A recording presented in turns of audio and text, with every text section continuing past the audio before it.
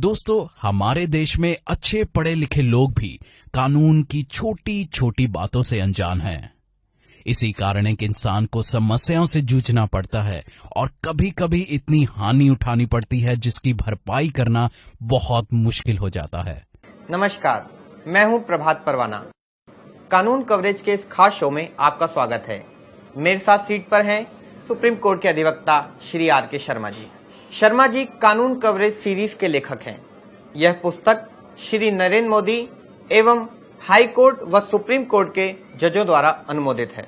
हम कानून कवरेज के इस स्पेशल शो में आपको ऐसी अनेकों ज्वलंत समस्याओं के प्रश्नों का जवाब देंगे, जैसे अपनी संपत्ति को दूसरे के कब्जे में जाने से कैसे रोकें, झूठे आरोपों से बचाव कैसे करें, नवविवाहिता झूठे दहेज के केस में फंसाए तो क्या करें, और पुलिस एफआईआर दर्ज करने से मना करे तो क्या करें।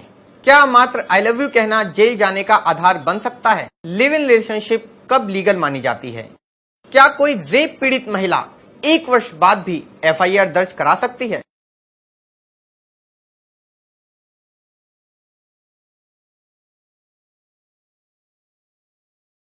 अगला प्रश्न ले लेते हैं।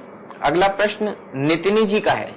नितिनी जी भोपाल से हैं और हमें लिखती हैं कि सर, कोई अपराधी किसी राहगीर की एक साथ या तो चोरी कर सकता है या उसे लूट कर सकता है, परंतु दोनों अपराध एक साथ नहीं कर सकता। मैं प्रश्न दोबारा पढ़ता हूं कि सर, कोई अपराधी किसी राहगीर की एक साथ या तो चोरी कर सकता है या उससे लूट कर सकता है, परंतु दोनों अपराध एक साथ तो नहीं कर सकता। मेरे पड़ोस में पुलिस ने एक आदमी पर एक ही घटना में 2 धाराएं लगा रखी हैं, धारा 380 चोरी और धारा 392 लूट। यह कैसे हो सकता है? देखिए, मुझे इस घटना का नहीं मालूम। मैं आपको ध्यान से मेरी बात को सुनेंगे, आप ध्यान से सुनिए। जी बताएं। प्रश्न तो ये नितनी या जो भी आपने बोला है इन्होंने कर दिया है, लेकिन जब तक घटना के तथ्य मालूम नहीं होंगे, मुझे क्या मालूम क्या चोरी हुआ, क्या लूट हुई, इसका जवाब नहीं बनेगा। लेकिन मैं इतना प्रश्न का जवाब दे दूंगा, क्या 392 लूट और 380 एक साथ लग सकती है या नहीं? ये मुझे याद आ रहा है एक केस, और मैंने ये केस, ऐसा ही एक केस कानून कवरेज में लिखा हुआ है। वो मैं बता रहा हूं कि एक बार क्या होता है, गांव में कोई आदमी भैंस खरीदने के लिए जा रहा था, कोई किसान। ये हरियाणा की घटना है। और उसको रास्ते में 3-4 लुटेरे मिलते हैं। चौधरी साहब की पिटाई होती है, चौधरी साहब के पैसे खोस लिए जाते हैं, ठीक है। लेकिन चौधरी साहब ने अपनी बच्ची की पाजेब दूसरे जेब में डाली हुई थी।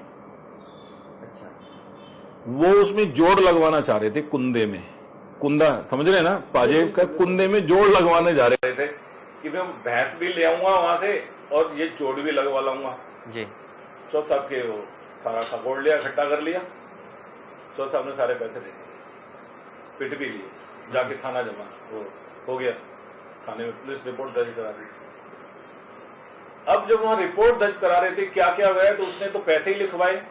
जब पैसे लिखे जा रहे थे उस टाइम तक, जब उन्होंने अपनी रिपोर्ट लिखवा दी, रिपोर्ट लिखने के बाद क्या हुआ, सर पाजेब भी थी। उनसे पूछा कभी पाजेब?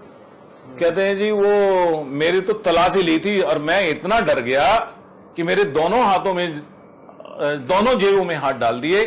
मुझे पैसे याद रहे और उल्टी वाली जेब का याद ही नहीं रहा। अब देख रहा हूं जी वो पाजेब थी, पाजेब भी नहीं है जी। तो पैसे तो मैंने निकाल के दे दिए थे जी, लूट लिए थे, पाजेब का मुझे पता ही नहीं चला। तो पाजेब तो चोरी हुई थी, तो 392 और 380 2 धाराएं एक साथ लग गई। ठीक है, बिल्कुल। ऐसा ही कहीं इसमें होगा। तो ये हमने कानून कवरेज में ऐसा प्रश्न आया है। कानून कवरेज में इतने बर्निंग प्रश्न हैं, इतने इंटरेस्टिंग, क्योंकि हिंदुस्तान की जनता ने भेजे हैं। तरह तरह की वाक्य हैं, तरह तरह के अपराध हैं, तरह तरह की हैं, लोग हैं, तो उसमें हमने बड़ा इस टाइप का प्रश्न आया हुआ है। कानून कवरेज की किसी भाग में पढ़ें, 6 भाग हैं कानून कवरेज के, और बहुत अच्छे रोचक बातें हैं। तो मैं सिर्फ इस बात को इतना कंक्लूड कर देता हूं कि लूट की धारा और चोरी की धारा ऐसी स्थिति में एक साथ लग सकती है। नितनी जी अगर हमारे शो देख रही होंगी तो उन तक ये उनका जवाब मिल गया होगा, उनको जवाब कि अगर उस व्यक्ति पर, वो तो जांच पड़ताल में आगे सामने आएगा, ये दोनों धाराएं एक साथ लग सकती हैं। अगला प्रश्न लेते हैं शर्मा जी। रमन जयपुर से हैं और ये हमें लिखकर पूछना चाहते हैं कि सर, कुछ हिंदू मर्दों ने कई कई बीवियां रख रखी हैं, आप कहते हैं कि दूसरी रखने पर 7 साल की सजा होती है, फिर भी वो कैसे बचे रहते हैं, इस पर थोड़ा प्रकाश डालें। देखिए, कानून में लूपहोल तो होते ही हैं। अगर कोई आदमी कानून को जिए दिल से, तो वो समझेगा कि हर चीज का तोड़ डाला हुआ है। इसीलिए आपने एक पहले प्रश्न किया था, नैतिकता और कानून में कौन श्रेष्ठ है। तो मैं यहां एक बात बता रहा हूं कि एक हिंदू दूसरी शादी नहीं कर सकता, लेकिन कई कई बीवियां रखे हुए हैं, आप कह रहे हो, बिल्कुल, और फिर भी बचे रहते हैं। तो बीवी तो तब मानी जाएगी ना जब उसकी शादी हो जाए। शादी नहीं करते वो, असिस्टेंट बना के रख लो, दोस्त बना के रख लो, सेक्रेटरी बना के रख लो, किराएदार बना के रख लो, फ्रेंड्स बना के रख लो, ठीक है जी। तो कौन सा अपराध है? अपराध है विक्टिम कौन बना? विक्टिम बनी बीवी। जी बिल्कुल, ठीक है, वो कुछ नहीं कर सकती। वो अगर कोर्ट में जाएगी तो कोर्ट कहेगा सबूत लाइए,